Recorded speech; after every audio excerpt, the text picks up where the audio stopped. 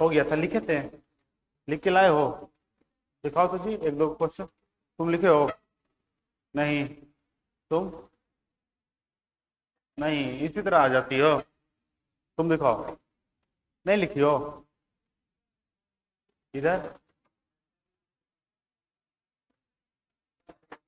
दिखाओ। चलो जो लिखा वही देखो।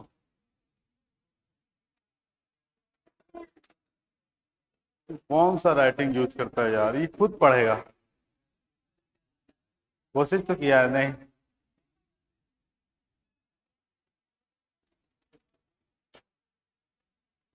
चलो शॉर्ट में लिख दिया, सही है। चलिए लिखवा दें। सेरेब्रम। आवाज नहीं, एकदम हल्ला नहीं। चलिए, सेरेब्रम का कितने पार्ट? कल हम आप लोग को बता रहे थे सेरेब्रम। सेरेब्रम का दो पार्ट होता है। एक पार्ट को क्या बोलेंगे? Cerebral cortex. और सबसे जो छोटा पार्ट होता है इसे बोलते हैं हिपोकैम्पस। हिपोकैम्पस। सेरेब्रल कॉर्टेक्स का कितना लोब? चार। ये कितने लोब में बटे होते हैं? चार। पहला का क्या बताए थे? क्या? फ्रंटल। Frontal lobe. दूसरा पेरिएटल लोब। तीसरा ऑसिपिटल। Occipital lobe. और एक क्या बताए थे? टेम्पोरल। Temporal lobe. ठीक है, ये आपका सेरेब्रम का पार्ट है। ये सेरेब्रम वो जो होता है वह हमारा ब्रेन का सबसे बड़ा उपभाग है। सबसे बड़ा उपभाग है कौन सा? सेरेब्रम। सेरेब्रम में आप सबसे इंटेलिजेंट माइंड बोला जाए तो सेरेब्रम। सबसे ज्यादा तेज दिमाग किस भाग में होता है? सेरेब्रम। इसमें सारे क्रियाएं होती है। फ्रंटल लोब में क्या बताए थे? आप जितना आप सोचते हैं, निगेटिव थॉट हो या पॉजिटिव हो, इसके कारण फ्रंटल लोब। आपका जो पर्सनालिटी डेवलप होता है फ्रंटल लोब। ठीक है, आपको सोल्व करने का मतलब क्वेश्चन सोल्व करना हो या किसी भी कठिनाई से निकलना हो तो हमारा दिमाग का कौन सा भाग एक्टिव? Frontal lobe. तो यहां से लिखिएगा पहला पार्ट। यहां तक तो बता चुके थे ना, फ्रंटल लोब।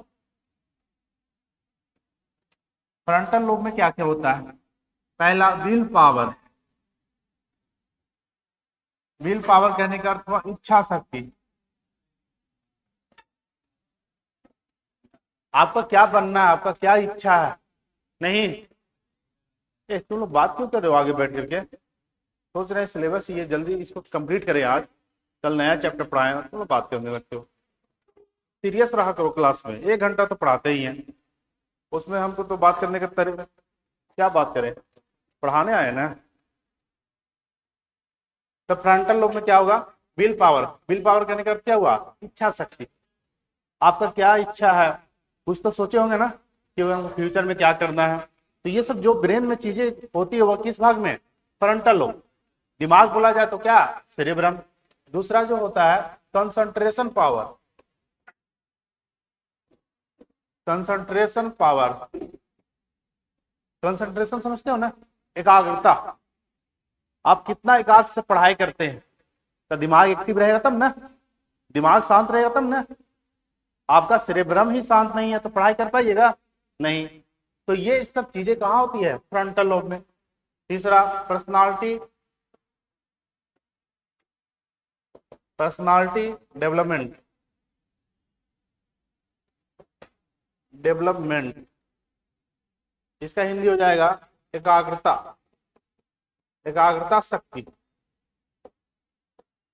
पर्सनालिटी डेवलपमेंट मतलब व्यक्तित्व विकास। सबका अलग अलग व्यक्तित्व विकास होता है। हिंदी में देख लेना, व्यक्तित्व विकास। ये सब चीजें कहाँ होती है? सेरेब्रम का कौन सा भाग? Frontal lobe. और कुछ हो सकता है, जैसे आप कुछ चीज का डिसीजन लेते हैं कि हमको पढ़ाई करना है कि नहीं, हमको ये काम करना है कि नहीं, नहीं, ठीक है, हर चीज का डिसीजन जो ले रहे हैं वो हमारे दिमाग के किस भाग में चीजें होती है? Frontal lobe. यानी आप जो भी डिसीजन लेते हैं, डिसीजन मेकिंग, जो आप निर्णय लेते हैं कि आपको क्या करना है क्या नहीं करना है, ठीक है, तो ये हमारा किस भाग में?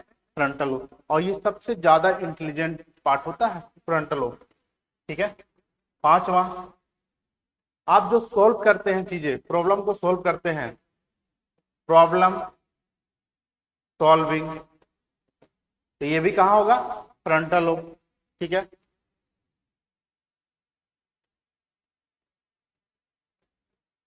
ये जो पार्ट होता है 6 नंबर, ये सबसे ज्यादा इंटेलिजेंट पार्ट होता है। इंटेलिजेंट यानी सबसे ज्यादा तेज। सेरेब्रम का कौन सा भाग? फ्रंटल लोब, ठीक है। अगर ये फ्रंटल लोब बैलेंस हो जाए, कहने करते हो ब्लॉक हो जाए, किसी कारण चोट लग गया हो या डिस्टर्ब हो जाए, तो इससे एक बीमारी होता है एमपीटी। एमपीटी, एमपीटी का मतलब क्या? Mentally personality, MPD mentally personality disorder, मतलब वैसे इंसान जो अपना व्यक्तित्व को खो देता है, वह क्या है उसे खुद पता नहीं। अभी वो अच्छा है तो जरूरी नहीं कि कुछ समय बाद अच्छा ही रहेगा, चेंज हो सकता है, ठीक है। तो इसको लिखिएगा, ये सब समझाया हुआ था, इसको लिख लीजिए। जो चीज को हिंदी में नहीं समझ पा रहे हैं पूछिएगा, ठीक है। ये निर्णय है, व्यक्तित्व विकास है, एकाग्रता है, इच्छा शक्ति है, प्रॉब्लम सॉल्विंग यानी कठिनाइयों को सॉल्व करना, इंटेलिजेंट मतलब आप कितना तेज है, ये आपका फ्रंटल लोब डिसाइड करता है।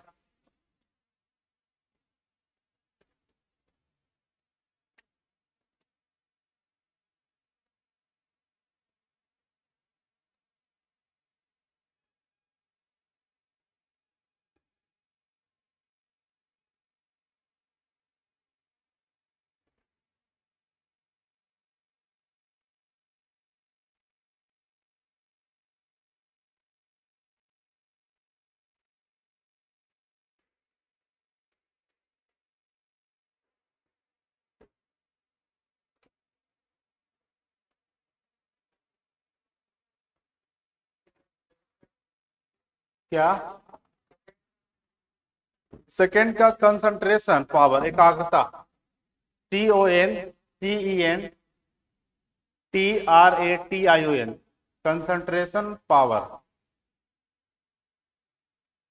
एकाग्रता, ध्यान लगाना।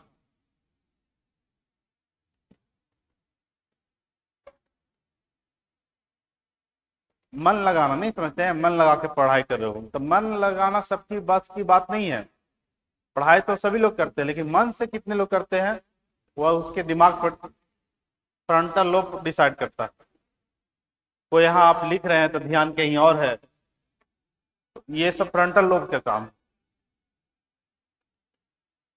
पर्सनालिटी डेवलपमेंट, व्यक्तित्व विकास, क्या पहनना है, नहीं समझे, किस तरह से रहना है, सबका व्यक्तित्व विकास बराबर नहीं हो सकता। डिसीजन मेकिंग, आपका निर्णय लेने का कैपेसिटी, आप जो निर्णय लेते हैं दिमाग से न लीजिएगा, ठीक है। प्रॉब्लम सॉल्विंग, आप जो कठिनाइयों से निकलते हैं, ये सब दिमाग का इंटेलिजेंट, ये सबसे ज्यादा तेज होती है फ्रंटल लोब।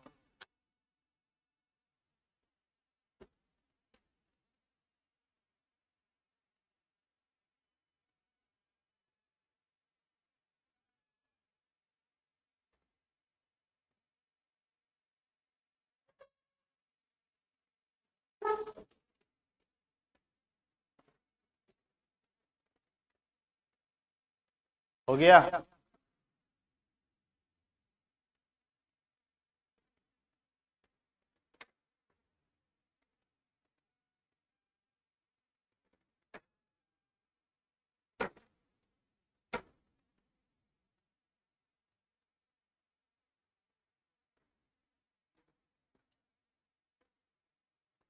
चलिए दूसरा लिखिएगा,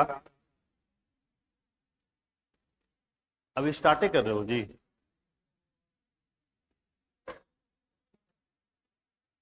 क्या बोला? प्रॉब्लम सॉल्विंग तक आ गया है? इंटेलिजेंट खुद लिख लो। बहुत चीजें हो सकती है, हम तो 6 एग्जाम्पल दिए हैं।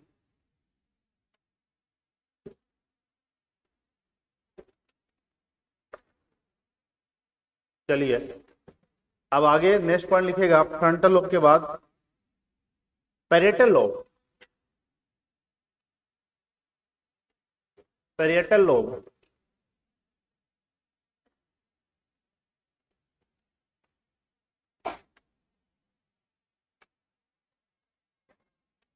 चलिए पैरिएटल लोब में क्या होता है, ये आपका स्किल कम्युनिकेशन को डेवलप करता है। स्किल कम्युनिकेशन कहने का अर्थ हुआ आप क्या क्या सीखते हैं। आप लैंग्वेज सीखते हैं, डिफरेंट डिफरेंट लैंग्वेज सीखते हैं, तो ये सब हमारा दिमाग एक्सेप्ट करता है। और कौन सा भाग? पैरिएटल लोब, ये ज्यादा एक्टिव होता है। आप डायरेक्शन को याद रखते हैं, आप डिस्टेंस को याद रखते हैं, किसके कारण? सेरेब्रम का कौन सा भाग? Parietal lobe. पहला आंसर आना चाहिए आपका सेरेब्रम, यानी पर मस्तिष्क।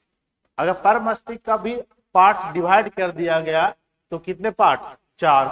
तो पैरिएटल लोब आपका स्किल कम्युनिकेशन को डेवलप करता है। स्किल कम्युनिकेशन यानी storage of direction, storage of language और स्टोरेज ऑफ डिस्टेंस। आपको याद रहेगा तब ना जांच पाइएगा।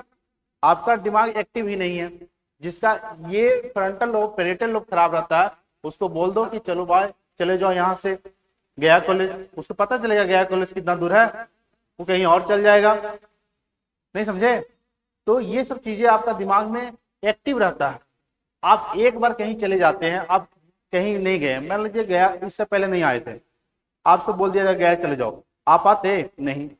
अलग बात है कि गया वाला बस पर बैठ जाओ, ये अलग बात होगी। लेकिन अगर बोल दिया जाए चले जाओ पैदल, पॉसिबल नहीं था। लेकिन आप आ गए, आपका दिमाग एक्टिव हो गया, हाँ गया मेरे घर से नॉर्थ डायरेक्शन ईस्ट डायरेक्शन में है, आपको ले चल जाए वेस्ट डायरेक्शन में कि हम गया लेके जा रहे हैं, तो ये तुम्हारा दिमाग एक्टिव हो पाएगा? नहीं, गया है ही नहीं इधर। तो ये सारे चीज को स्टोर करने का काम करता है। तो दूसरा पार्ट लिखेगा पैरिएटल लोब।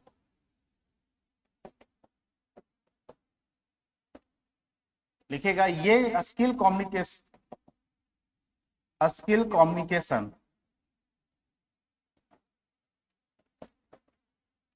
स्किल कम्युनिकेशन को डेवलप करता है। जैसे में स्किल कम्युनिकेशन करने का अर्थ हुआ स्टोरेज ऑफ डिस्टेंस हो, लैंग्वेज हो, या क्या कर सकते हैं डायरेक्शन हो। ये हमारे दिमाग के किस भाग में एक्टिव होते हैं? Parietal lobe. तो लिख लीजिएगा, भाषा का संग्रहण होना, भाषा को याद रखना, दूरी को याद रखना, दिशा को याद रखना। दिमाग का कौन सा भाग? सेरेब्रम। सेरेब्रम का कौन सा भाग? पैरिएटल। इसको लिख लीजिएगा, बस ये याद रखिएगा, डिस्टेंस, लैंग्वेज और डायरेक्शन।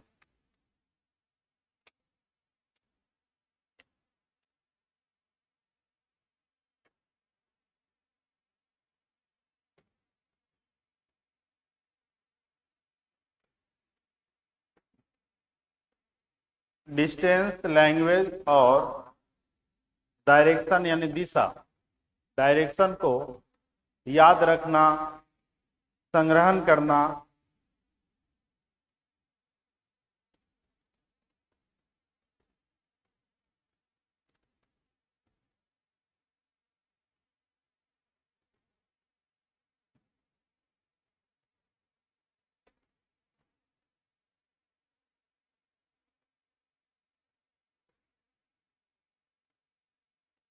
हो गया ये 3 पॉइंट।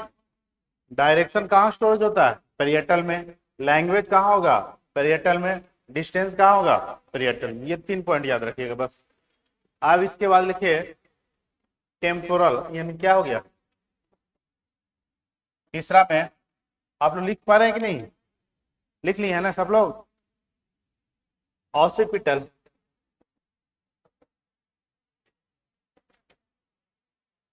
Occipital lobe. देखिए ऑसिपिटल लोब में क्या होता है, ऑसिपिटल लोब हो या एक पॉइंट क्या बताए थे, टेम्पोरल लोब, ये दोनों अनकॉन्शियस स्टेज में एक्टिव होता है।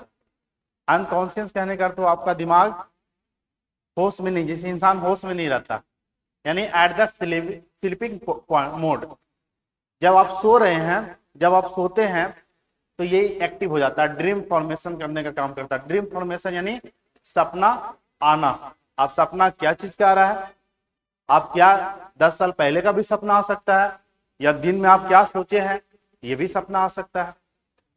तो ये ड्रीम फॉर्मेशन करने का काम करता है। क्या हुआ जी, अभी सपना आ रहे होगा, ड्रीम फॉर्मेशन इसका भी काम है और ड्रीम फॉर्मेशन इसका भी काम है, लेकिन दोनों का सेंस अलग है। ये ड्रीम फॉर्मेशन कब होना चाहिए, होश में। होश में सपना देखते हैं, तो जैसे अभी होश में है सपना देख रहे हैं, ये सपना नहीं देख रहे हैं, ये क्या कर रहे हैं, इमेजिनेशन कर रहे हैं कि शायद हम ये बन जाते हैं, ये मिल जाता, ये मिल जाती नहीं। तो ये क्या है, सपना नहीं है, ये रियल है और इमेजिन कर रहे हैं, पता नहीं ये ऐसे सपना भी सच होता है कि नहीं होता है, ये भी क्लियर नहीं है। The dream formation at the sleeping,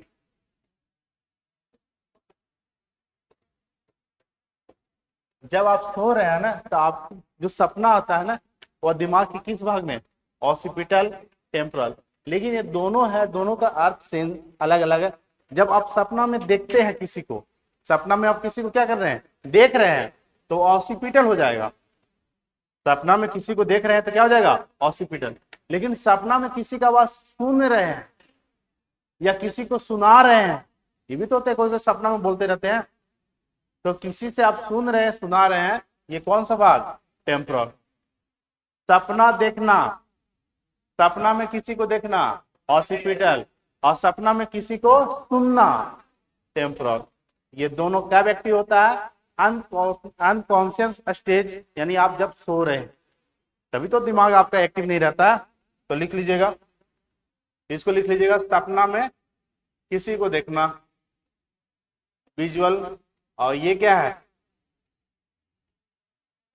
सुनना, हियरिंग। इसमें लिख लीजिएगा हॉस्पिटल में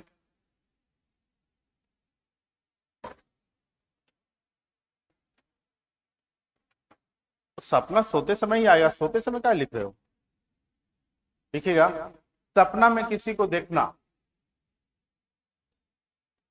ऊपर में लिख लीजिएगा सपना में किसी को देखना। अब ये क्या देख रहे हैं वो आप पर डिपेंड करता है, हियरिंग। और इसमें लिख लीजिएगा सपना में आवाज का सुनाई देना, सपना में आवाज का सुनाई देना।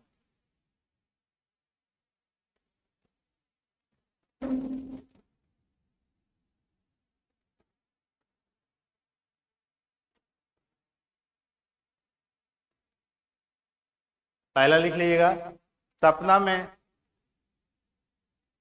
किसी का दिखाई पड़ना, और दूसरा पॉइंट में सपना में आवाज का सुनाई पड़ना।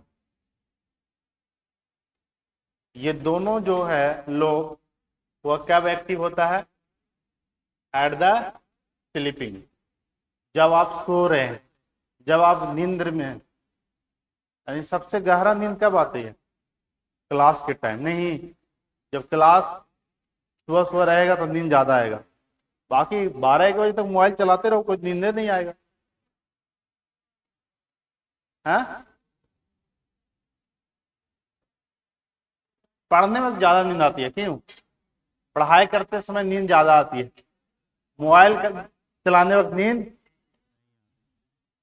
मोबाइल क्या है आपका, जो ये पार्ट होता है फ्रंटल लोब को एक्टिव कर देता है, आप बहुत सी चीजें सोचने लगते हैं। लेकिन जब पढ़ाई करते हैं पढ़ाई करते हैं तो आपका क्या है, चीजों को याद रखना पड़ता है, याद करना कितना स्टोरेज होगा। तो ये सब चीजें स्टोरेज करने का काम किसका है, टेम्पोरल का। आप कितना चीज को सीख रहे हैं, आप जितना ही सब सीखे हैं, आप टेम्पोरल की बात कहें या फ्रंटल की बात कहें या ऑसिपिटल की बात कहें, आप जितना बचपन से आज तक सीखे हैं, आपका पूरा का पूरा इस हिप्पोकैम्पस में स्टोर हो गया। क्या हो गया, स्टोर। जिससे बचपन में आपको जो जो सिखाया गया कि बाबू ये क्या होता है, यस सर क्या है, और ये कहाँ स्टोर है, हिप्पोकैम्पस में। नहीं बोले क्या नहीं, ये ए है। अब मानिएगा, क्योंकि बचपन में आपको क्या है, हार्ड डिस्क में स्टोर है। अब इसको हार्ड डिस्क को आपको उड़ा दिया जाए या हार्ड डिस्क को निकाल दिया जाए और नया हार्ड डिस्क लगा दिया जाए खरीद करके मार्केट से। आप बोलेंगे कि ये ए है, तो यस सर ए है। अब ये आज से बाद क्या बोलोगे, ए। तो ये सब जितना चीज आप बचपन से आज तक सीखे हैं कहाँ स्टोर होता है, हिप्पोकैम्पस। हिप्पोकैम्पस हमारा दिमाग का स्टोरेज है, हार्ड डिस्क है। क्या बोलते हैं, हार्ड डिस्क। इसमें क्या, कंप्यूटर में क्या लगा हुआ है, हार्ड डिस्क। हम जो चीज पढ़ा रहे हैं आप लोग को, वो हार्ड डिस्क में क्या हो गया, स्टोर हो गया। इसके बाद कल या परसों फिर चैनल पर डाल दिया जाएगा। है नहीं, कैसे डला रहा, ठीक है तब चलो यहाँ देखो।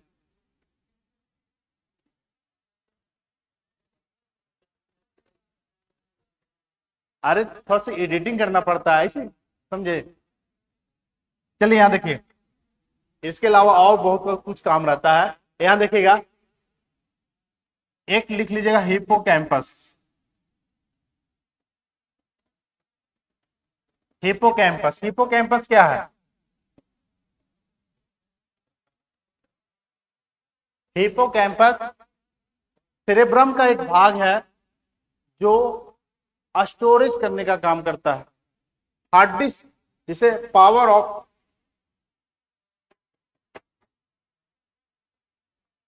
इसे हार्ड डिस्क बोलते हैं, ब्रेन का hard disk, hard disk of brain. लिख लीजिएगा, हार्ड डिस्क ऑफ ब्रेन।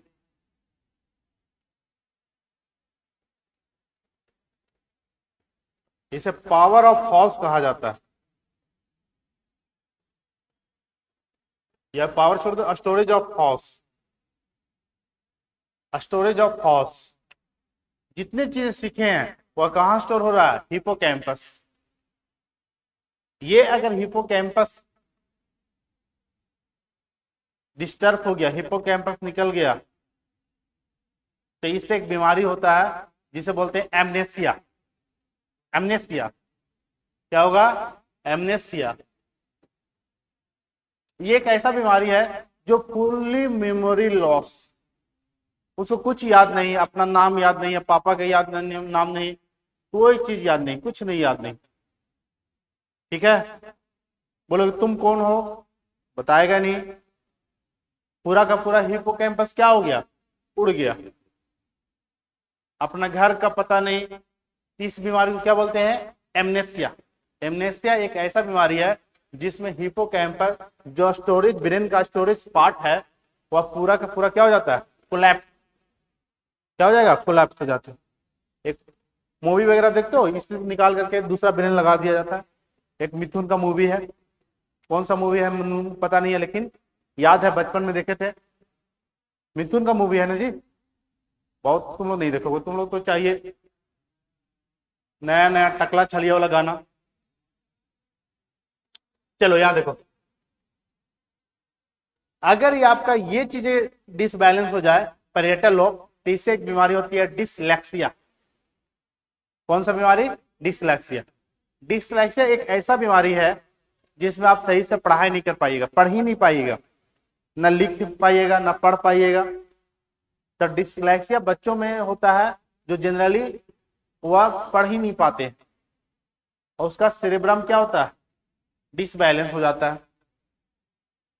देखे हो ना तारे जमीन पर, और बच्चा पढ़ नहीं पाता है, भूल जाता है हर चीज, उसको जोड़ करने देता है तो कुछ और यूनिवर्स में पहुंच जाता है। बोलेगा 3+4, तो देखेगा 3 अर्थ, 4 नहीं, प्लेनेट के बारे में सोचने लगता है, तो चीजों को समझ नहीं पाते हैं, तो उस बीमारी को क्या बोलते हैं? डिसलेक्सिया। तो अगर क्वेश्चन आ जाएगा डिसलेक्सिया में लक्षण क्या होता है? बच्चे पढ़ नहीं पाते हैं, बच्चे पढ़ नहीं पाते। तो यहाँ पर 3 बीमारी बताएं। एक क्या बोले? Mentally personality disorder. इसमें क्या होता है? इंसान अपने आप को भूल जाता है, उसका व्यक्तित्व अलग अलग रूप में होता है, अभी कुछ और है और कुछ देरी के बाद कुछ और। दूसरा क्या बताएं? डिसलेक्सिया। इसमें क्या हो जाता है? इंसान पढ़ाई नहीं कर पाता। और एक और बीमारी क्या बताएं? एमनेसिया। इसमें तो पूरा का पूरा मेमोरी लॉस, इसको बोलते हैं पूरा जीवी खत्म हो गया, मेमोरी लॉस। तो लिख लीजिएगा एमनेसिया, पॉइंट देख लिखिएगा इसके नीचे। हिप्पोकैम्पस लिख लिया है, लिखिएगा एमनेसिया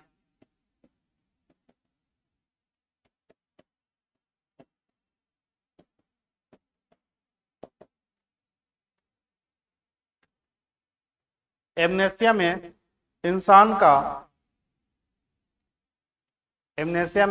का मेमोरी लॉस हो जाता है, उसे कुछ याद नहीं रहता। एमनेसिया में इंसान का मेमोरी लॉस हो जाता है। मेमोरी लॉस कहने का अर्थ हुआ कुछ पता नहीं, न घर का, न अपने फैमिली का, न खुद का, अपना नाम तक भूल जाता है वैसे इंसान। चलिए, ये आपका कंप्लीट हो गया क्या? ब्रेन का पार्ट। ब्रेन का पार्ट बताइए, ब्रेन का कितने पार्ट? 4 कौन बोल रहा है जी? पकड़ के मारे। 4 होता है, कितने? 3। ब्रेन का कितने भाग? 3। पहला क्या?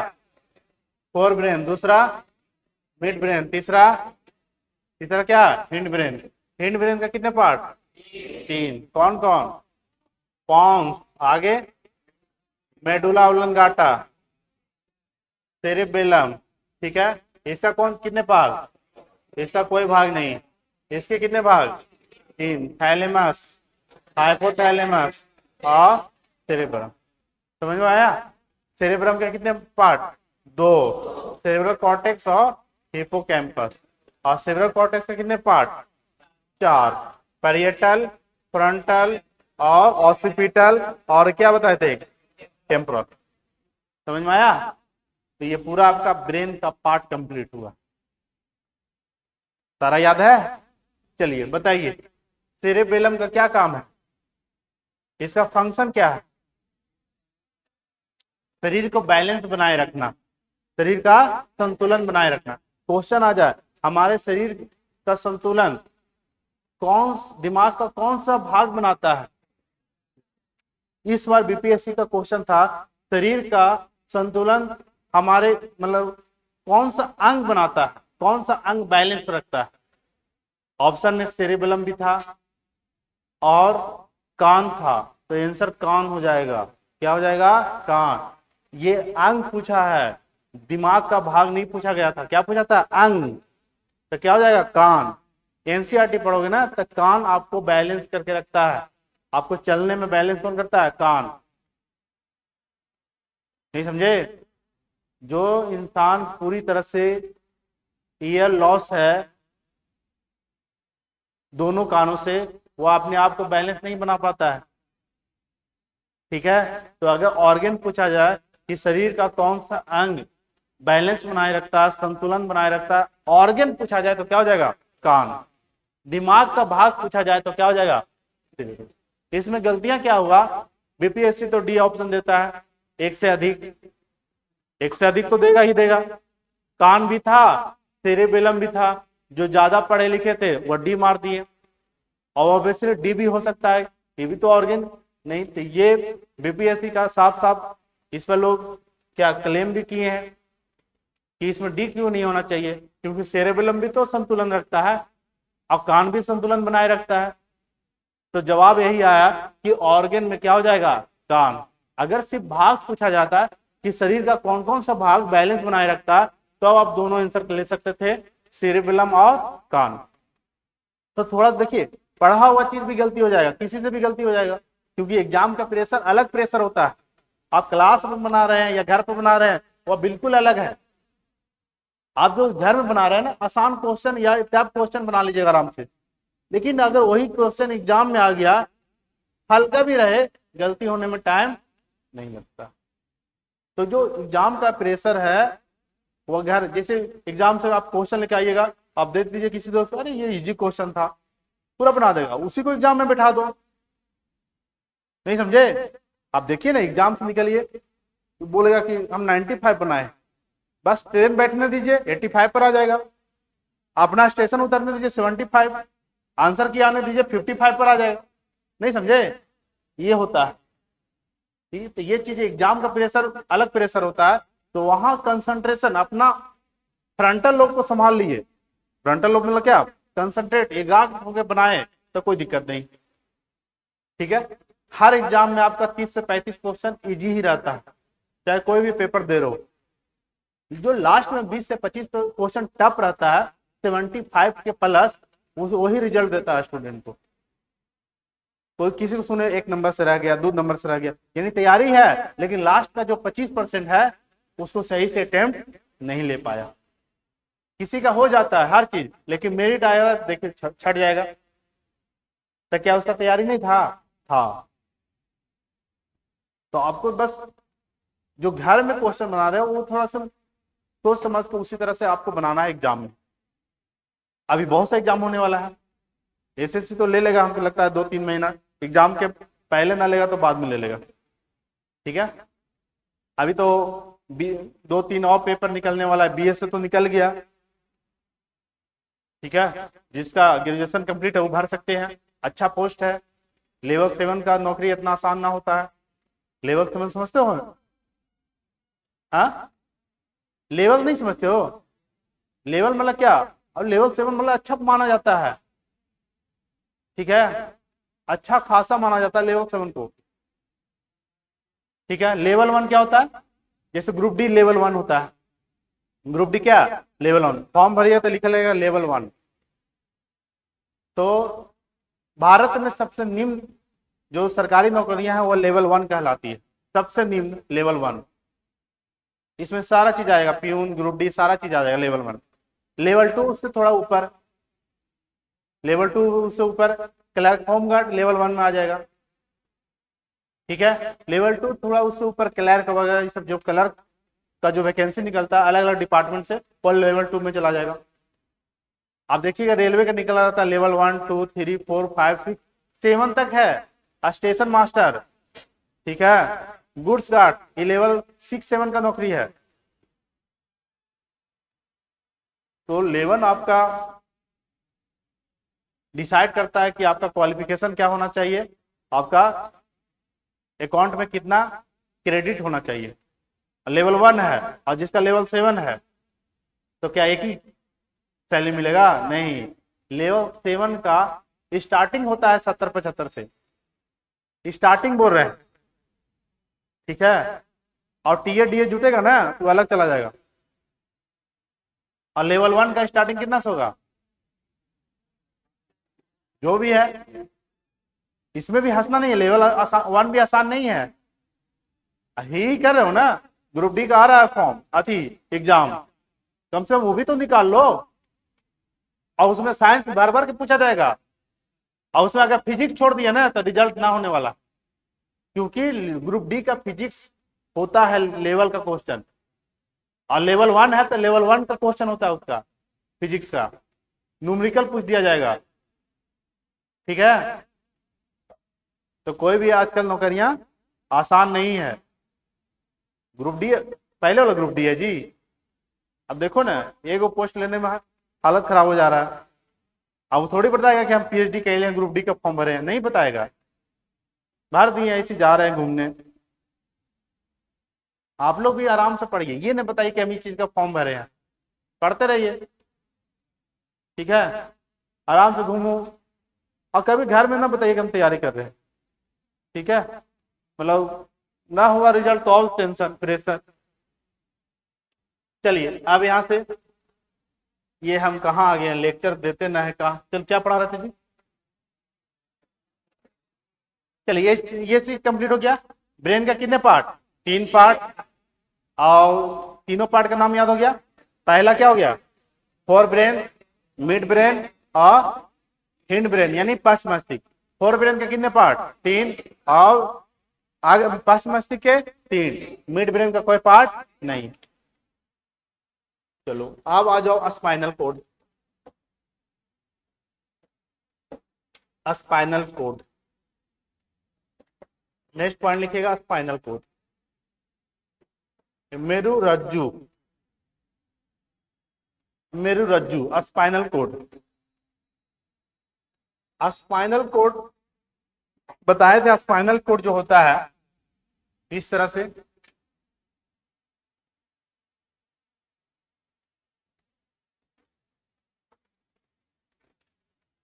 ये आपका क्या है? Spinal cord. जो इसको प्रोटेक्ट करने वाले बोन्स को क्या बोलते हैं? बैकबोन। बैकबोन कितने पेयर? 13 पेयर। बच्चों में बैकबोन कितने? 33। बच्चों में बैकबोन 33, एडल्ट में 26, एडल्ट में 26। तो पहला क्वेश्चन आएगा कि स्पाइनल कोड को प्रोटेक्ट कौन करता है, सुरक्षा प्रदान कौन करता है? तो आपको आंसर आना चाहिए रीढ़ की हड्डी, रीढ़ की हड्डी। दूसरा कि स्पाइनल कोड की लंबाई कितनी होती है? 40 से 45 सेंटीमीटर, 40 से 45 सेंटीमीटर। इसका मात्र एक ही क्वेश्चन आता है कि स्पाइनल कोड का फंक्शन हमारे शरीर में होता क्या है? तो ये रिफ्लेक्स एक्शन को करवाता है। रिफ्लेक्स एक्शन समझिए क्या होता है। रिफ्लेक्स एक्शन मतलब प्रतिवर्ती क्रियाएं, वैसे क्रियाएं जो रिफ्लेक्स हो। जैसे आपको कोई चुटी काट दिया तो आप क्या हाथ हटाइएगा ना। जैसे आपको बोलेगा लो जी पानी है ठंडा है और पानी गर्म है, उंगली जैसे डालिएगा तो आपका उंगली क्या और अंदर जाएगा कि पीछे जाएगा? पीछे जाएगा। रिफ्लेक्स एक्शन होगा। क्या होगा? Reflex action. तो जितना चीज आप हमारे शरीर में रिफ्लेक्स एक्शन होता है वो करवाएगा कौन? Spinal cord. ये सब नर्व्स जो कनेक्ट है, कितने पेयर नर्व्स कनेक्ट है स्पाइनल कोड से? 43 है। 31 पेयर। कितने पेयर? ब्रेन से कितने पेयर? 12। तो जो स्पाइनल कोड से जितने भी नर्व फैले हुए हैं परिधीय में, परिधीय मतलब क्या? हर छोर पर, शरीर के हर भाग पर, चाहे हाथ हो पैर हो कहीं भी हो। तो ये हमारा रिफ्लेक्स एक्शन। जरूरी थोड़ी है कि आपको हाथ में ही चुटी काटे तभी रिफ्लेक्स एक्शन होगा, पैरों में भी हो सकता है, कहीं भी हो सकता है। तो हमारे शरीर में जितने भी रिफ्लेक्स एक्शन होता है, रिफ्लेक्स एक्शन कहने का अर्थ हुआ प्रतिवर्ती क्रियाएं, प्रतिवर्ती क्रियाएं।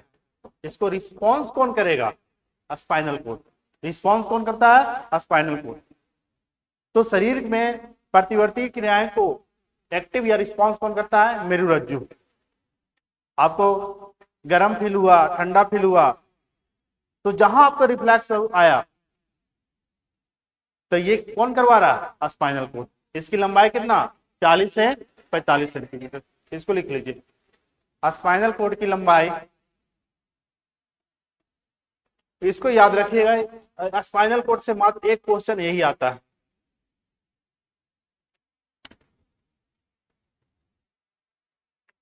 स्पाइनल कोड की लंबाई 40 से 45 सेंटीमीटर होती है। स्पाइनल कोड को हिंदी में मेरुरज्जु बोला जाता है। स्पाइनल कोड की लंबाई 40 से 45 सेंटीमीटर होती है।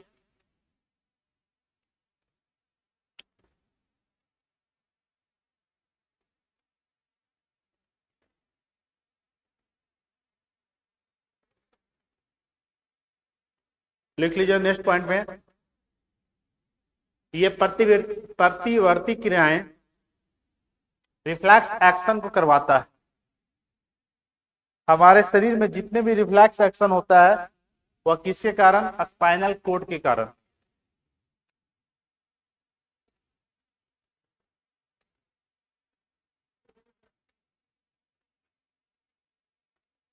लिखिए शरीर में, कोई जरूरी नहीं है पहले भी प्रतिवर्ती लिखा है। शरीर में प्रतिवर्ती क्रियाएं मेरुरज्जु के द्वारा होता है, स्पाइनल कोड के द्वारा होता है।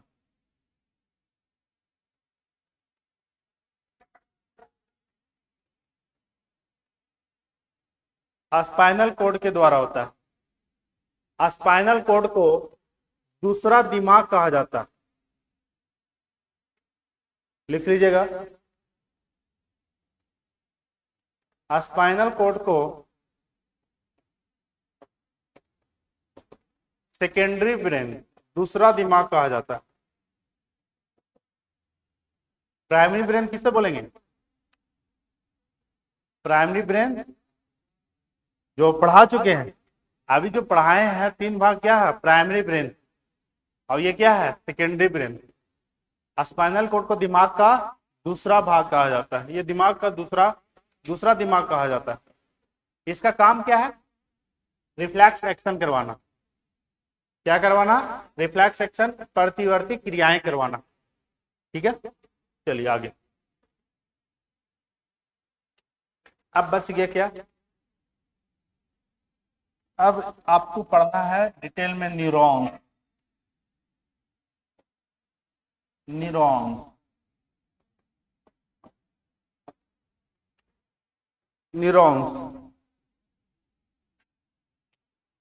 न्यूरॉन्स क्या है इसको समझेंगे। तो हम, मेरा चैप्टर क्या नाम था? Nervous system. क्या नाम था? नर्वस सिस्टम, यानी तंत्रिका कोशिका। जो तंत्रिका तंत्र है उसका सबसे छोटी इकाई क्या होता है? न्यूरॉन। सबसे छोटी इकाई न्यूरॉन्स। यानी जो भी न्यूरॉन्स काम करेगा तो आपका नर्वस सिस्टम काम करेगा। न्यूरॉन्स ही आपको मैसेज को कलेक्ट करता है और एक पॉइंट से दिमाग तक ले जाने का। जैसे आपको कुछ फील हुआ, कुछ स्मेल हुआ, कुछ टेस्ट हुआ, तो सब कौन सा कलेक्ट कर रहा है? न्यूरॉन्स। टेस्ट दिमाग का कौन सा भाग तक पहुंचता है? हम टेस्ट करते हैं। टेस्ट बताए थे ना कल, टेस्ट कर रहे हैं, स्मेल कर रहे हैं, सुन रहे हैं, वह दिमाग के भाग तक पहुंचेगा कि नहीं पहुंचेगा? तो दिमाग का कौन सा भाग? थैलेमस। हम बताए थे सेंसरी ऑर्गन क्या? 5, जिसमें 2 पार्ट मिड ब्रेन और 3 सेंसरी ऑर्गन थैलेमस। ईयर और आई का सेंस में कौन सा? Mid brain. और बाकी नोज हो, स्किन हो या टंग हो, किसके द्वारा? थैलेमस। तो ये सब किसका काम है? न्यूरॉन्स का ही काम है। क्योंकि हमारे शरीर में, मानव के शरीर में 100 बिलियन न्यूरॉन्स मौजूद होते हैं। कितने बिलियन? 100 बिलियन। अब 1 बिलियन कितना होता है ये अंदाजा लगा लो। 1 मिलियन कितना होता है पहले ये सोच लो। 100 बिलियन होता है। तो लिखिएगा पहला पॉइंट, तंत्रिका तंत्र का सबसे छोटी इकाई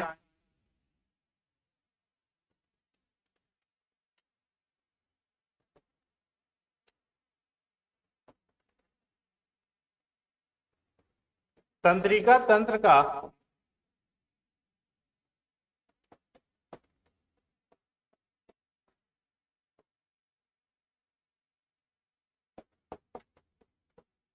तंत्रिका तंत्र का सबसे छोटी इकाई को न्यूरॉन्स कहते हैं। तंत्रिका तंत्र के सबसे छोटी इकाई को न्यूरॉन्स कहते हैं, या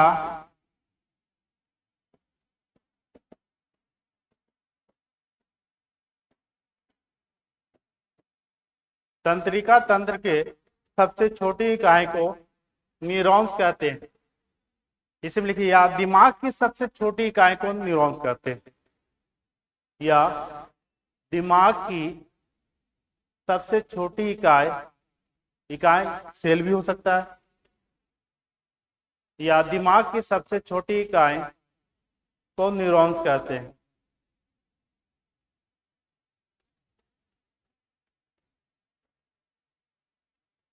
न्यूरॉन्स कहते हैं।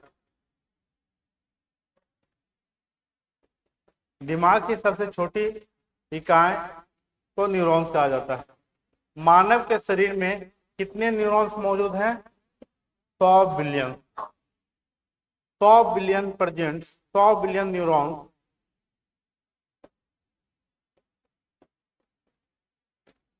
Present in human body. मानव के शरीर में 100 बिलियन न्यूरॉन, लगभग 100 बिलियन न्यूरॉन मौजूद होते हैं। मानव के शरीर में लगभग 100 बिलियन न्यूरॉन मौजूद होते हैं।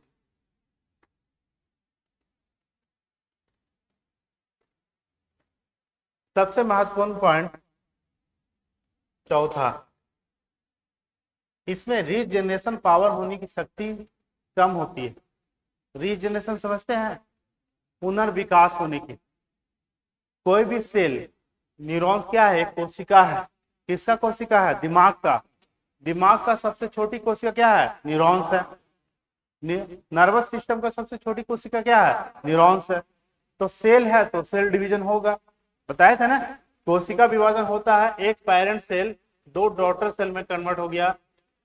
याद आ रहा है कि नहीं आ रहा? यानी इसमें रीजनरेशन पावर होने की क्षमता होती है सेल के पास, लेकिन न्यूरॉन के पास नहीं होती है। दिमाग में न्यूरॉन्स के पास सेंट्रोसोम नहीं होता है। सेंट्रोसोम क्या है? कोशिका विभाजन करने में मदद करता है। नहीं पढ़े हो, कॉपी निकाल कर जाके घर में पढ़ना।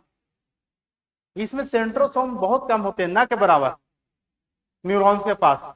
तो इसमें कोशिका विभाजन नहीं होता। आपको हल्का भी चोट लग गया ब्रेन में, हल्का भी क्लॉट कर गया, हल्का भी सेल डैमेज कर गया, वह खुद ब खुद ठीक होने वाला। अगर आधा ईटा घस का तो पूरा ईटा भी घसक सकता है। वो आधा ईटा ठीक होने वाला नहीं। नहीं समझे? दिमाग का एक भी सेल डैमेज हुआ तो बहुत मुश्किल से ठीक होता है। उसके लिए ऑपरेशन तक आता है, तब ऑपरेशन करना पड़ता है। अगर सेल डैमेज हुआ, न्यूरॉन डैमेज हुआ तब। ऐसे माइग्रेन है, अलग अलग चीजें है, तो अलग बात है। ठीक है, ये सब टेंशन वाला चीज है। नौकरी नहीं लग रहा है, शादी ना हो रहा, तो ये सब अलग अलग माइग्रेन होता है। माइग्रेन कोई बीमारी नहीं, ऐसा कोई इलाज भी पॉसिबल नहीं है। इसका डॉक्टर से एक ही इलाज देंगे ना, दवाई 2-3 गोली लिख देंगे, उसको खाओ और सो जाओ। तो सोने में क्या हो जाएगा? माइंड क्या हो जाएगा? अनकॉन्शियस। उसमें दिमाग लगाने की जरूरत नहीं है, तो आपका माइग्रेन नहीं होगा। आज भी बहुत लोग माइग्रेन का मेडिसिन खाते हैं। ठीक है, लड़कन में ही एक लड़का को तो बोला कि सर हम 7 साल से माइग्रेन के दवाई खा रहे हैं। अरे पागल है, मत खाओ उतना दिन। तो कारण, नौकरी नहीं लग रहा, शादी ना हो रहा। ये 2 मेन कारण है। हमले शादी हो रहा है कि ना, वो छोड़ दो, नौकरी ले लो, हो जाएगा। यही ना हो सकता है। ठीक है, और तुम जल्दी समझ जाता है जी, ये सब नहीं समझेगा। चलिए, इसमें लिखेगा चौथा पॉइंट, रीजनरेशन।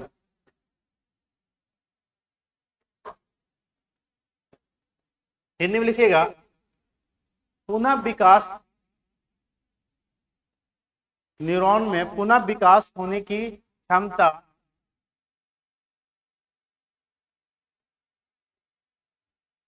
न्यूरॉन्स में पुनः विकास होने की क्षमता कम होती है। पुनः विकास होने की क्षमता कम होती है क्योंकि क्योंकि इसमें कोशिका विभाजन नहीं होता। क्योंकि इसमें कोशिका विभाजन नहीं होता।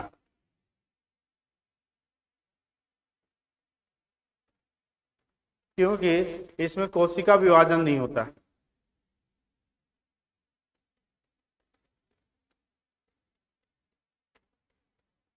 ब्रेन छोड़ के कहीं भी सेल डैमेज हुआ तो वहां ठीक हो सकता है, क्योंकि सभी सेल के पास अपना सेंट्रोसोम होता है।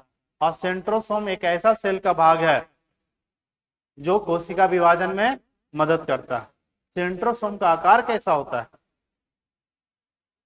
कोई एक बता दीजिए इतना में। बेलनाकार। कैसा? चलिए,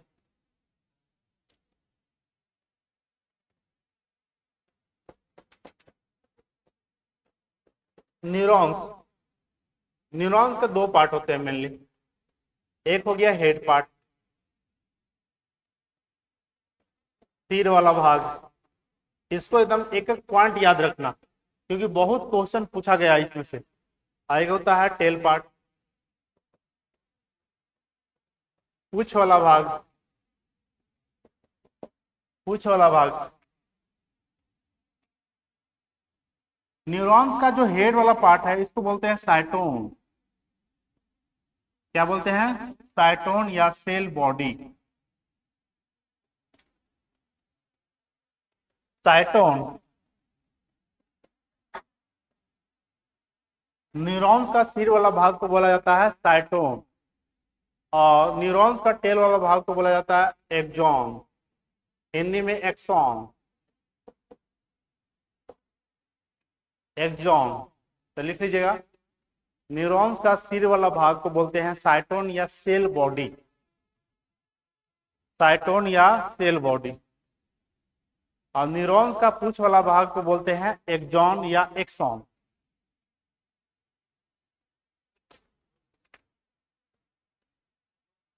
हाँ, न्यूरॉन्स का दो भाग होता है, ये दोनों भाग को समझेंगे, इसका फंक्शन क्या होता है और क्वेश्चन कैसे कैसे आता है।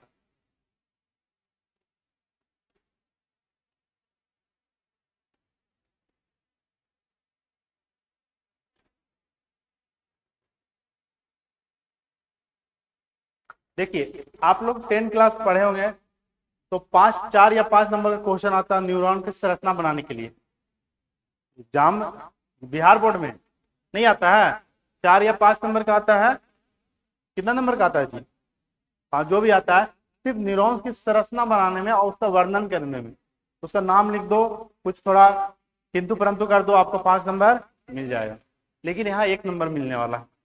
कितने नंबर? 1 नंबर। लेकिन इसको याद रखिएगा तब। साइटोन जो होता है सेल बॉडी होता है, वह हेड वाला पार्ट होता है। इसका जो शेप होता है न्यूरॉन्स का इरेगुलर, इरेगुलर समझते हैं ना, अनिश्चित आकार का, कोई भी आकार नहीं होता। सेल बॉडी की संरचनाएं जो होती है वह बिल्कुल स्टार जैसा होगा, और स्टार में ब्रांचेस निकला हुआ रहता है, उस ब्रांचेस बोलते हैं डेंड्राइट, और जो स्टार जैसा आकार हो उसको बोलते हैं डेंड्रॉन, और ये पूरा भाग को बोलते हैं साइटोन।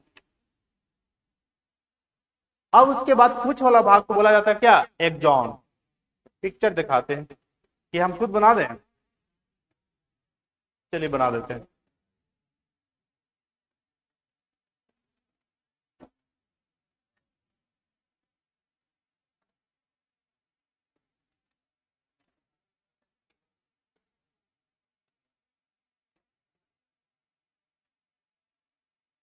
देख लेना समझ के, हमको तो बिहार बोर्ड 2 नंबर भी ना दे।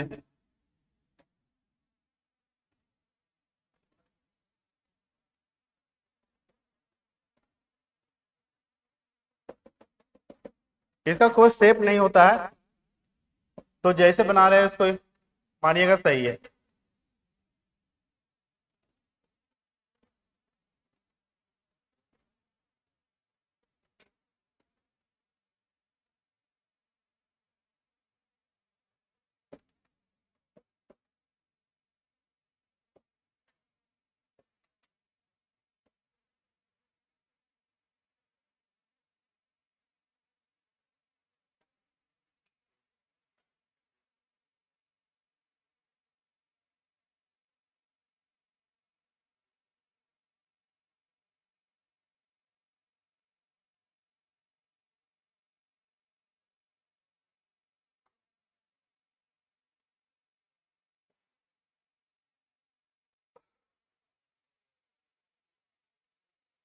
चलिए देखिए, यहां समझिएगा, इसको हम क्या बोलेंगे? Cell body.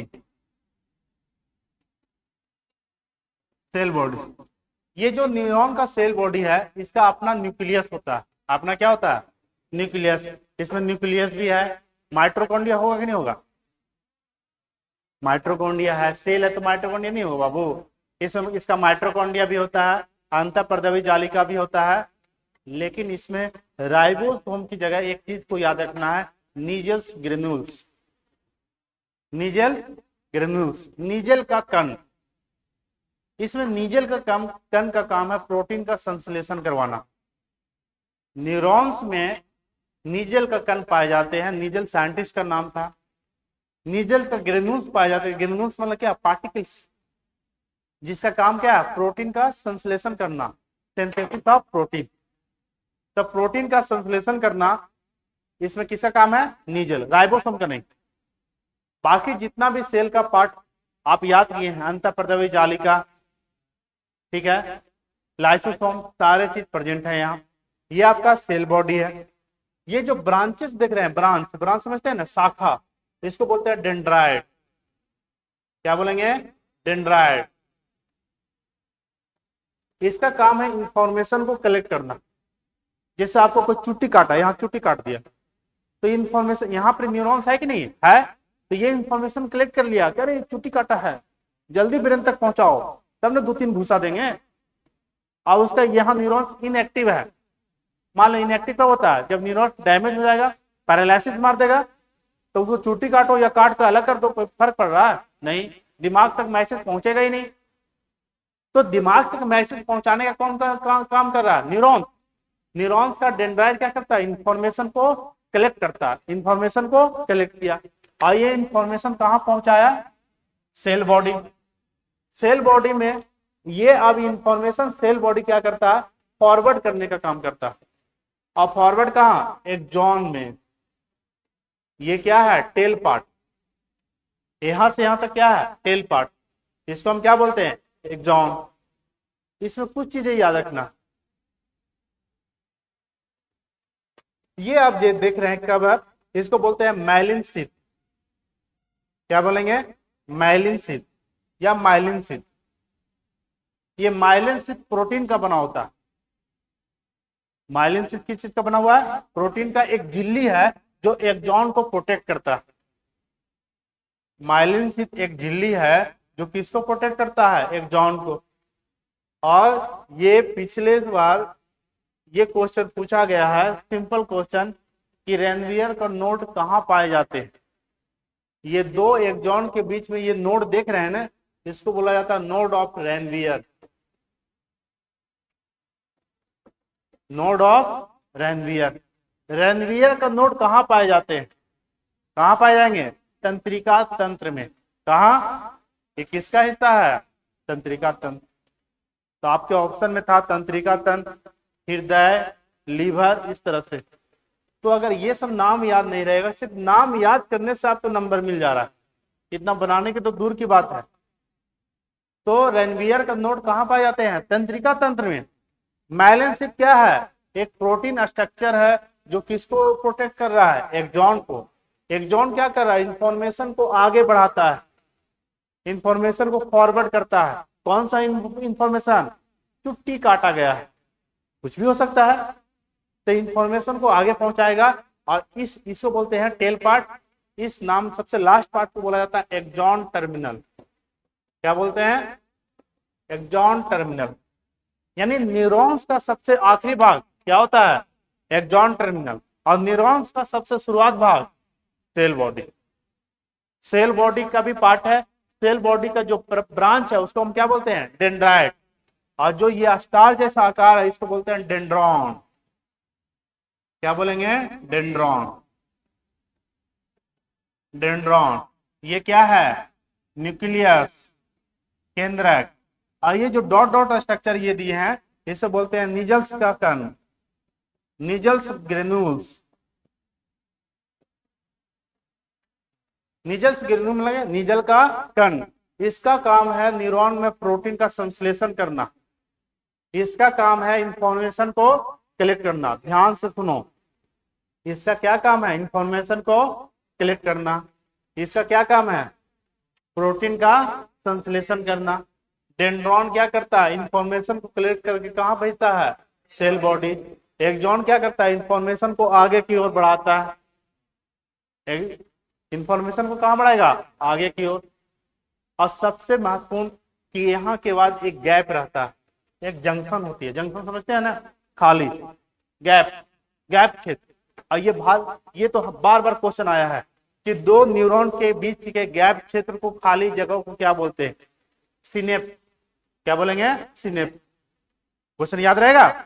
दो न्यूरॉन के बीच खाली जगह को क्या बोला जाता है? सिनेप्स या साइनेप्स गैप। ठीक है, तो ये याद रखिएगा। क्वेश्चन सिंपल था कि न्यूरॉन्स के बीच में खाली जगह को क्या बोला जाता है? सिनेप्स। इंग्लिश वर्ड लिखिएगा। अगर हिंदी इसका अंतर्ग्रथन बोलते हैं तो बहुत टफ है। क्या बोलेंगे? अंतर्ग्रथन। अब इतना कौन याद रखेगा? सिनेप्स, कितना अच्छा नाम है। तो न्यूरॉन्स के बीच में खाली जगह को क्या बोलते हैं? सिनेप्स। सेल बॉडी क्या है? न्यूरॉन्स का सबसे सिर वाला भाग। और सेल बॉडी में कितने पार्ट होते हैं? डेंड्राइट, जो इंफॉर्मेशन को क्या किया? कलेक्ट। इंफॉर्मेशन को सेल बॉडी तक पहुंचाया कौन? डेंड्रॉन। और इंफॉर्मेशन को फॉरवर्ड कौन किया? एक्सॉन। एक्सॉन को प्रोटेक्ट कौन कर रहा है? Myelin sheath. कौन कर रहा है? Myelin sheath. और ये जो स्टार स्टार देख रहे हैं इसको बोलते हैं स्वान सेल। स्वान एक साइंटिस्ट का नाम था और सेल मतलब कोशिका। इसे स्वान कोशिका बोला जाता है, जो इंफॉर्मेशन को बीच में से आगे बढ़ाता है। और ये दो एक्सॉन के बीच में जो नोड है इसको बोलते हैं नोड ऑफ रैनवियर। दो एक्सॉन को जोड़ने का काम करता है, यानी ये इसका काम है स्पीड देना। किसका स्पीड देना? इंफॉर्मेशन को कितना स्पीड से जाएगा, इस किसका काम है? Node of Ranvier. इंफॉर्मेशन को गति कौन प्रदान करता है? Node of Ranvier.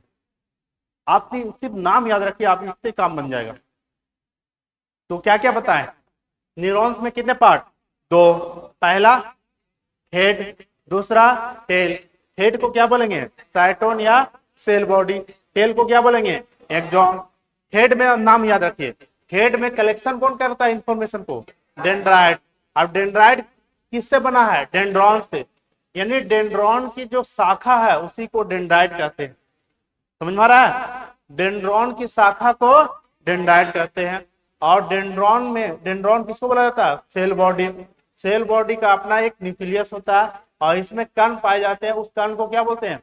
नीजल का कण। क्या? नीजल। ये नीजल इस तरह से, नीजल का कण। इस नीजल का काम है प्रोटीन का संश्लेषण करना। याद हो रहा है? अब इंफॉर्मेशन को फॉरवर्ड कौन कर रहा है? एक्सॉन। एक्सॉन को प्रोटेक्ट कौन कर रहा है? Myelin sheath. Myelin sheath protein का बना होता है, कवर है, एक झिल्ली है। और दो एक्सॉन को जोड़ने का काम किसका है? Node of Ranvier. इंफॉर्मेशन को स्पीड कौन देता है? Node of Ranvier. और इसके पॉइंट में एक जो सेल जैसा स्ट्रक्चर देख रहे हैं इसको क्या बोलते हैं? स्वान कोशिका। क्या बोलेंगे? स्वान कोशिका। दो न्यूरॉन के बीच में गैप को क्या बोलेंगे? क्या बोलेंगे? सिनेप्स। सिनेप्स। सारा चीज लिखवाएंगे, समझ में आना चाहिए पहले। बताइए, दो न्यूरॉन के बीच में खाली जगह को सिनेप्स गैप, सिनेप्स क्षेत्र, इसको सिनेप्स गैप और हिंदी में सिनेप्स क्षेत्र कहा जाता है। डेंड्राइट का काम क्या है? इंफॉर्मेशन को कलेक्ट करना। इंफॉर्मेशन को कलेक्ट। एक्सॉन का क्या काम है? इंफॉर्मेशन को आगे बढ़ाना। इंफॉर्मेशन को आगे बढ़ाना। एक्सॉन को सुरक्षा प्रदान कौन करता है? Myelin sheath. क्या बोलेंगे? Myelin sheath. अब इंफॉर्मेशन को स्पीड कौन देता है? Node of Ranvier. Node of Ranvier. इतना याद हो गया? प्रोटीन का संश्लेषण कौन कर रहा है? प्रोटीन का संश्लेषण कौन कर रहा है? नीजल के कण। पी ज्यादा हो गया, आप सिर्फ नाम याद रखोगे ना, इसी से क्वेश्चन बन जाएगा। चलो आप पिक्चर दिखा देते हैं। समझ में आया जी सबको कि नहीं?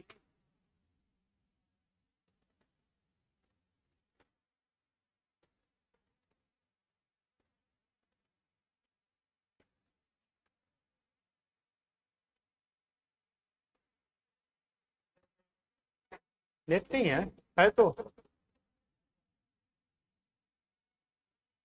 एकदम नहीं चल रहा है। चलो, नेट नहीं है, समझ में आ गया? तो इसको बनाइए, बन जाएगा? नहीं बनेगा? बन जाएगा।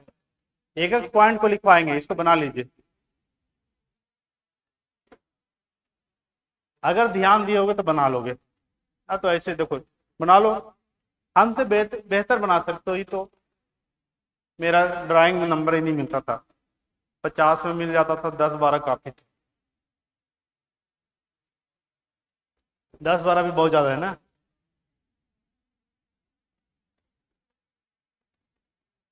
10 रुपए देते थे, 10-15 दिन में बढ़ जाता था।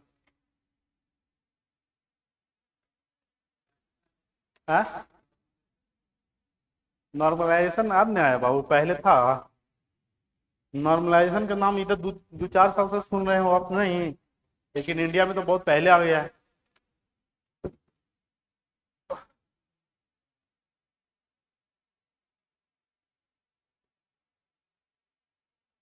थोड़ा बनाइए तो फास्ट, इसको खत्म करना है।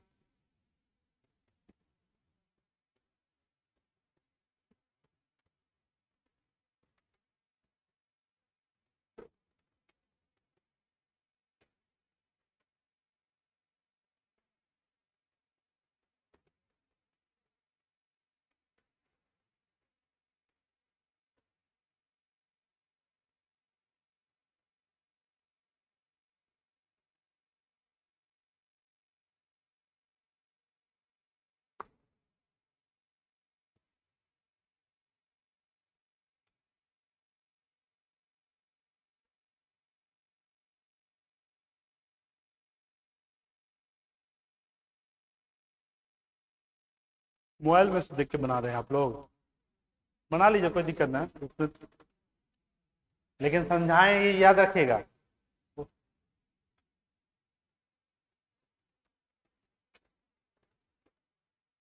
कल पढ़ाएंगे रिप्रोडक्टिव सिस्टम, ठीक है, कुछ लोग का बहुत फेवरेट होगा, जितना पढ़ा रहे याद रखिएगा।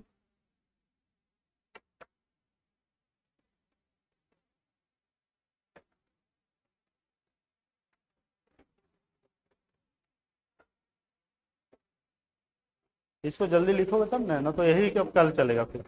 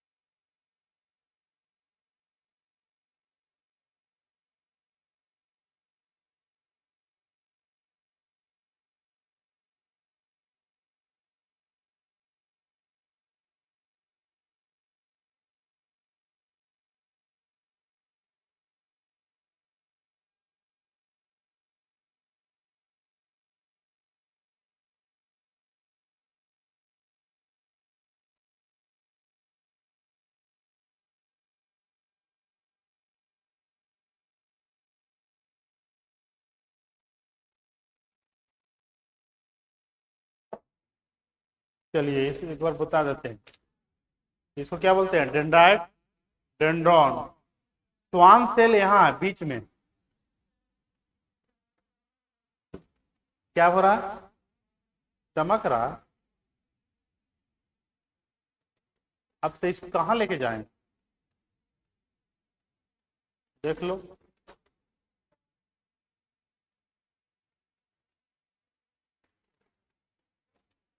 ये वाला चीज लिख रही हो, ये एक्सॉन टर्मिनल है, ठीक है, इसको ना लिखो तो चलेगा भी, क्योंकि इसको पता ही नहीं चलेगा कहाँ पर है, इसको लिख पाएंगे। एक्सॉन टर्मिनल,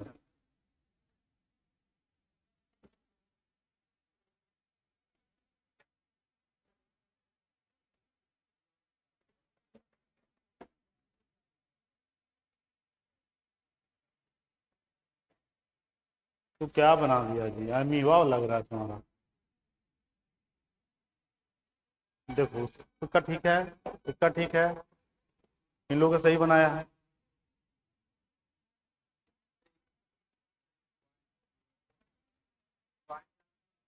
क्या पॉइंट, लास्ट पार्ट को एक्सॉन टर्मिनल बोलते हैं, किसी भी न्यूरॉन्स का सबसे लास्ट पार्ट एक्सॉन टर्मिनल कहलाता है। उसके बाद वो उसको नहीं, उसके गैप को बोला जाता है सिनेप्स।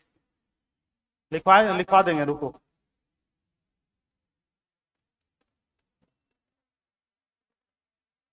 चलिए, हो गया सबका, नहीं हुआ, तुम लोग सही बनाई है।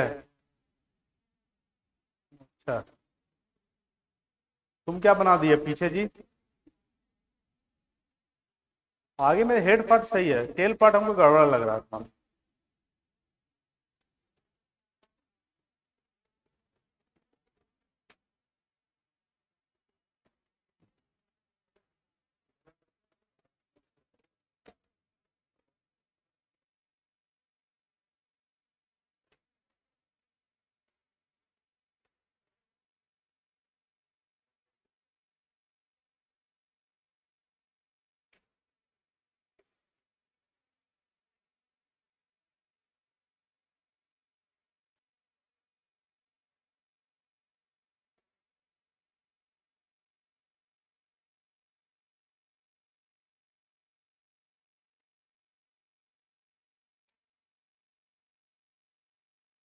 हुआ? वो बताएं?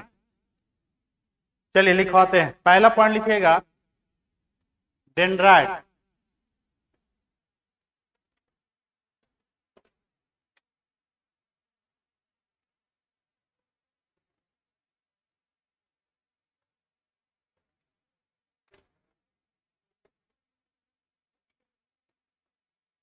डेंड्राइट, डेंड्राइट का काम क्या है? तो बताएं कि डेंड्राइट होता क्या है? ब्रांच है, ब्रांचेस ऑफ डेंड्रॉन या सेल बॉडी। लिख लीजिएगा, सेल बॉडी या डेंड्रॉन की शाखा को, सेल बॉडी या डेंड्रॉन की शाखा को डेंड्राइट कहते हैं।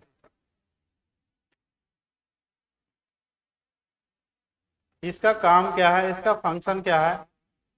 Collection of information, collect of information.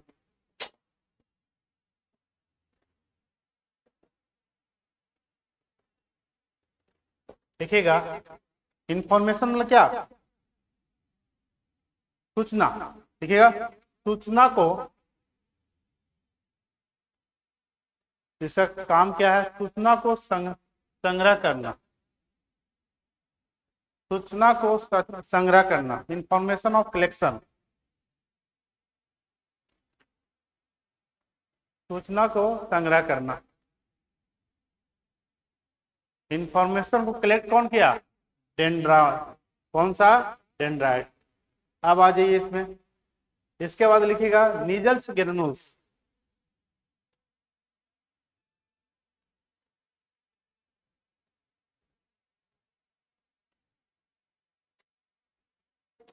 दूसरा part, नीजल्स granules.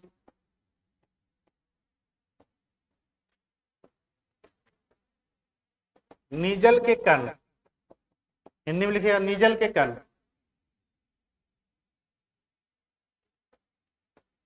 Synthesis of protein,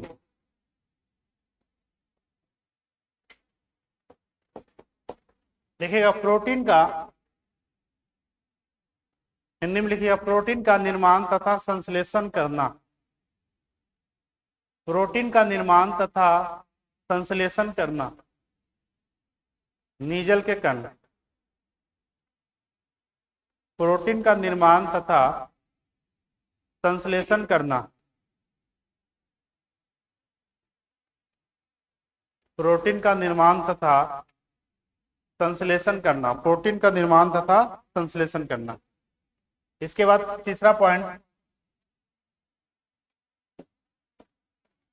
तीसरा पॉइंट में क्या बताइएगा? ठीक है, लिखेगा एक्सॉन, एक्सॉन।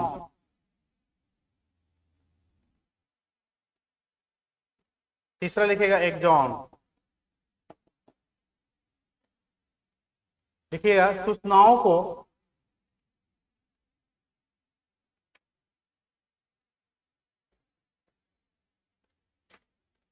सूचनाओं को आगे बढ़ाने में मदद करना,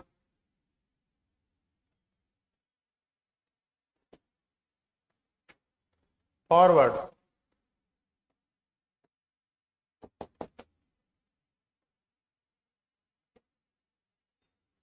to help forward of information, सूचनाओं को आगे बढ़ाने में मदद करना।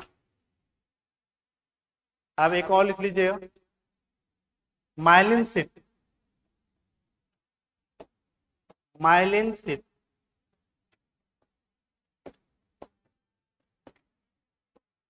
माइलिन शीट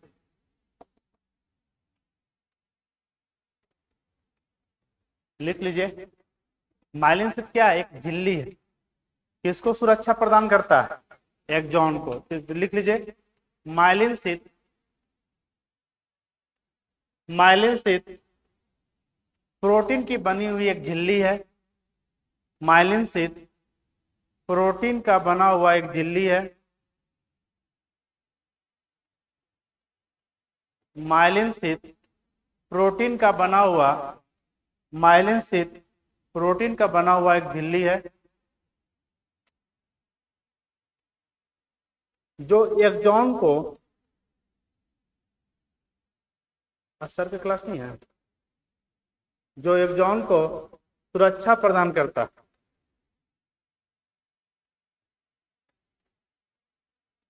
जो एक्सॉन को सुरक्षा प्रदान करता है।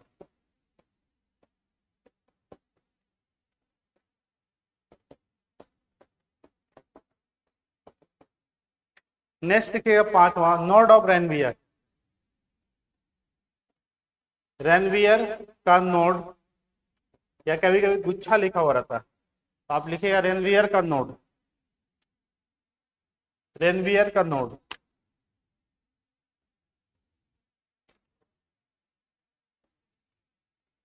रेनवियर का नोड, बताइए रेनवियर का नोड का काम क्या है? इंफॉर्मेशन को स्पीड देना। तो लिख लीजिएगा सूचनाओं को गति प्रदान, सूचनाओं को गति प्रदान करना।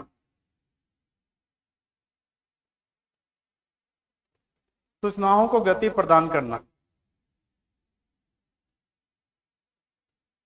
सूचनाओं को गति प्रदान करना।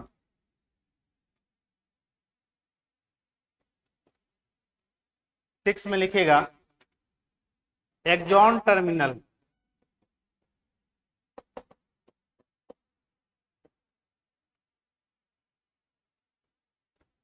एक्सॉन टर्मिनल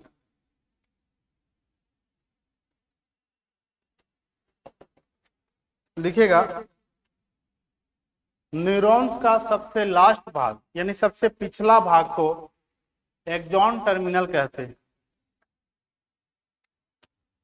न्यूरॉन्स का सबसे आखिरी भाग, न्यूरॉन्स का सबसे आखिरी भाग, last part of neurons, neurons का सबसे आखिरी भाग को एक्सॉन टर्मिनल कहा जाता है। एक्सॉन टर्मिनल कहा जाता है।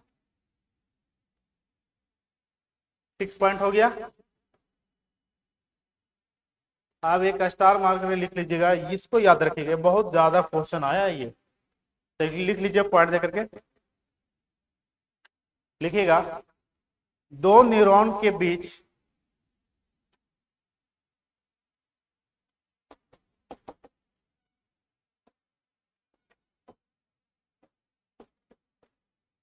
लिखिएगा दो न्यूरॉन के बीच difference between,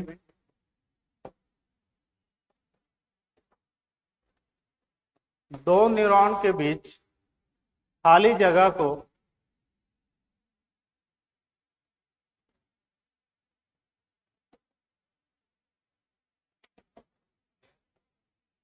difference between, gap लिख दो, डिफरेंस लिखो या गैप लिख दो। दो न्यूरॉन के बीच खाली जगह को सिनेप्स क्षेत्र कहा जाता है।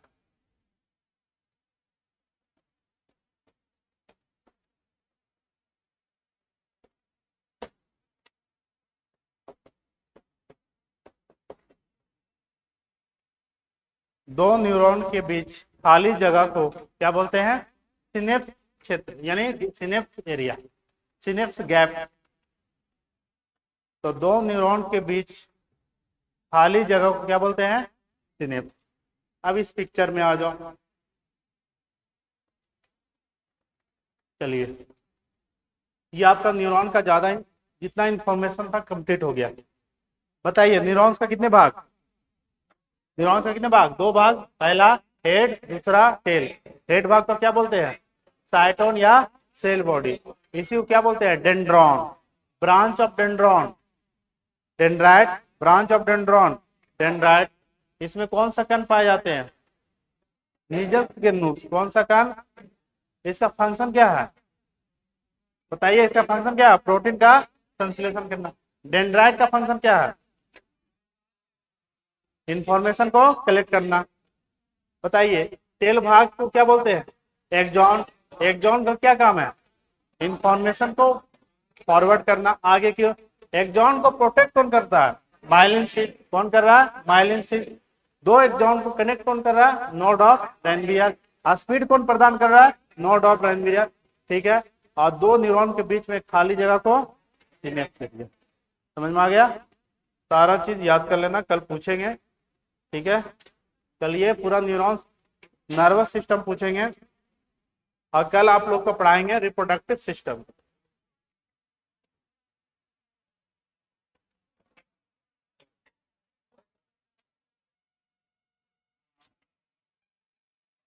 चलिए आज इतना ही।